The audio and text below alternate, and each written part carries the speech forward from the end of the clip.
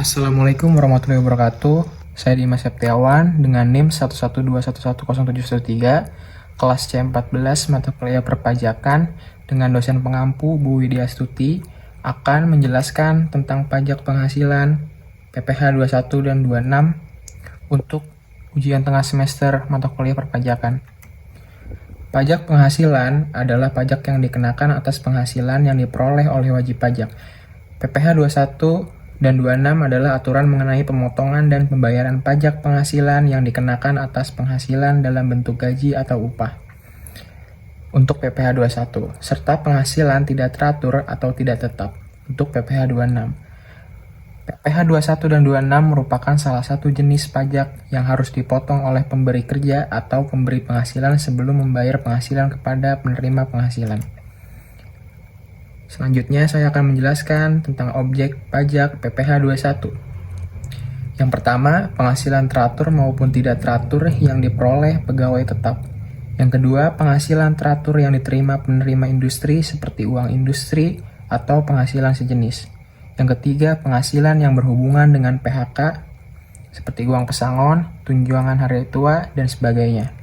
Yang keempat, penghasilan pegawai tidak tetap atau freelance seperti upah harian, mingguan, atau bulanan. Yang kelima, imbalan untuk bukan pegawai seperti honorium, komisi, fee, dan imbalan lain yang berhubungan dengan pekerjaan, jasa, dan kegiatan. Yang keenam, imbalan untuk peserta kegiatan seperti uang saku, uang rapat, honorarium, dan imbalan sejenisnya dengan nama apapun. Selanjutnya, subjek pajak PPh 21.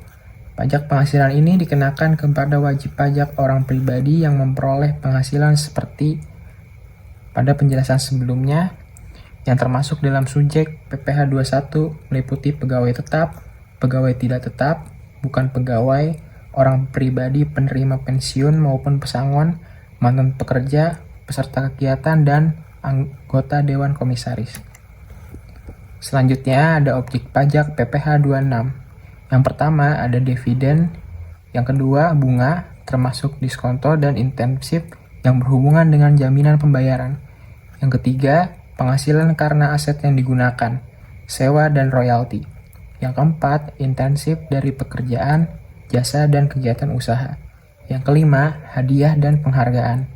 Yang keenam, pensiun dan bayaran yang dilakukan berkala. Yang ketujuh, keuntungan dari utang yang terhapus. Dan yang kedelapan, premi swab dan transaksi lindungan lainnya.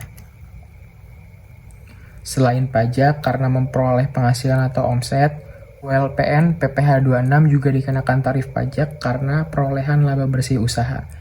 Pajak yang dikenakan atas laba bersih senilai 20% yang sifatnya final karena ada penghasilan menjual aset di Indonesia, dan premi asuransi serta reasuransi yang pembayarannya langsung pada perusahaan asuransi luar negeri. Ada beberapa ketentuan yang harus diperhatikan, antara lain 20% dari laba bersih juga diberlakukan karena pengalihan atau penjualan saham yang dibangun atau ada di negara perlindungan pajak, termasuk BUT Indonesia.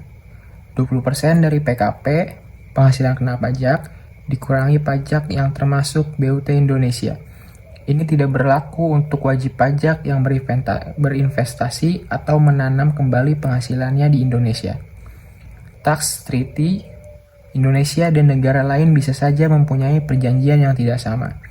Tarif pajaknya bisa kurang dari 20% atau mungkin mencapai 0%. Selanjutnya ada subjek pajak PPh 26. Yang pertama, perorangan yang tidak tinggal di Indonesia. Perorangan yang bertempat tinggal tidak lebih dari 183 hari selama atau 1 tahun atau 12 bulan di Indonesia, serta perusahaan yang tidak berdiri dan berada di Indonesia yang menjalankan usaha dengan BUT di Indonesia.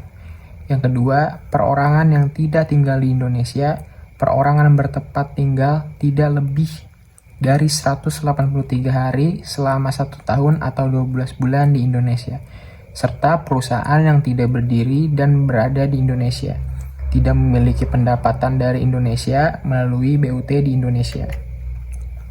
Selanjutnya, objek pajak yang tidak dikenakan PPh 21 atau PPh 26. Yang pertama ada warisan keluarga, yang kedua hibah, Yang ketiga, zakat atau sumbangan santunan. Yang keempat, klaim asuransi kesehatan jiwa, asuransi kecelakaan. Yang kelima, iuran pensiun yang dibayar oleh pemberi kerja. Yang keenam, beasiswa. Dan yang ketujuh, laba yang diberikan perseroan atau dividen. Di sini ada tarifnya. Tarif pasal 17 ayat 1 huruf A Undang-Undang Nomor 36 Tahun 2008 dengan ketentuan sebagai berikut. Lapisan penghasilan kena pajak RP 0 sampai dengan 50 juta, tarif pajaknya 5%. Di atas 50 juta sampai dengan 250 juta, tarif pajaknya 15%. Di atas 250 juta sampai dengan 500 juta, tarif pajaknya 25%. Dan di atas 500 juta, tarif pajaknya 30%. Di sini juga ada tarif khusus. Tarif khusus berikut diterapkan atas penghasilan yang bersumber dari APBN yang diterima oleh pejabat PNS, anggota TNI, atau Polri dan pensiunannya. Pertama, tarif 0% dari jumlah bruto, honorarium atau imbalan bagi PNS golongan 1 dan golongan 2, anggota TNI atau Polri golongan pangkat perwira, tamtama, dan bintara dan pensiunannya. Yang kedua, tarif 5% dari jumlah bruto, honorarium atau imbalan bagi PNS golongan 3, anggota TNI atau Polri, golongan pangkat perwira, tamtama, dan bintara, serta pensiunannya. Yang ketiga, tarif 15% dari jumlah bruto, honorarium atau imbalan bagi PNS golongan 3, anggota TNI atau Polri, golongan pangkat perwira tamtama, dan bintara serta pensiunannya. Tarif khusus berikut diterapkan atas penghasilan berupa uang pensiun yang diterima sekaligus. Pertama, tarif 0% dari penghasilan bruto sampai dengan 50 juta. Yang kedua, tarif 5% dari penghasilan bruto di atas 50 juta sampai dengan 100 juta. Yang ketiga, tarif 15% dari bruto di atas di atas 100 juta sampai dengan 500 juta. Tarif khusus berikut diterapkan atas penghasilan berupa uang manfaat pensiun, tunjangan hari tua, atau jaminan hari tua. Yang pertama, tarif 0% atas penghasilan bruto sampai dengan 50 juta. Yang kedua, tarif 5% atas penghasilan bruto di atas 50 juta. Tarif khusus 5% atas upah atau uang saku harian, mingguan, borongan, satuan yang diterima oleh tenaga kerja lepas yang mempunyai total upah sebulan kurang dari 8.200.000, dibayarkan tidak secara bulanan. Selanjutnya, saya akan menjelaskan tentang PMK nomor 66 tahun 2023 Natura. Pajak Natura merupakan pajak yang dikenakan kepada pegawai yang menerima penghasilan dalam bentuk barang atau fasilitas yang diberikan oleh perusahaan. Sebelumnya, jenis penghasilan seperti fasilitas kendaraan, tunjangan, komisi, dan bonus tidak dikenakan pajak. Namun, dengan ditertibkannya PMK 66 tahun 2023, penghasilan tersebut kini menjadi objek PPh Natura yang dikenakan pajak.